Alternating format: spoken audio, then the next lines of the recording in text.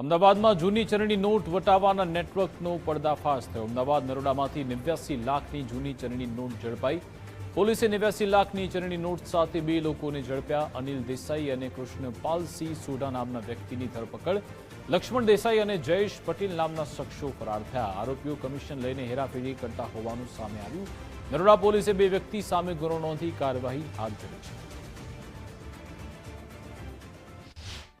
Naroda D स्टाफनी team ने बातमी आधारे आ एक वेगनर गाड़ी ने रोकी, ज्यां कुल 89 लाखनी जे जूनी चलननी नोटो हती, जेमां 1000 4350 नोटो અને 500 રૂપિયાની 9100 નોટો એમ મળીને કુલ 89 લાખની જે કરન્સી હતી એ કબજે કરવામાં આવી છે અને બે આરોપી એમાં પોલીસ દ્વારા અટક કરવામાં આવ્યું છે, જેમાં કૃષ્ણપાલસિંહ ભાવસિંહ વિરમસિંહ સોઢા અને બીજો આરોપીનું નામ અનિલ લીલાભાઈ સોમાભાઈ દેસાઈ, જે બંને મૂળ પાટણના રહેવાસી છે। આ બંનેને સેક્શન 35(1) હેઠળ અટક કરીને આગળની તપાસ હાથ ધરી છે।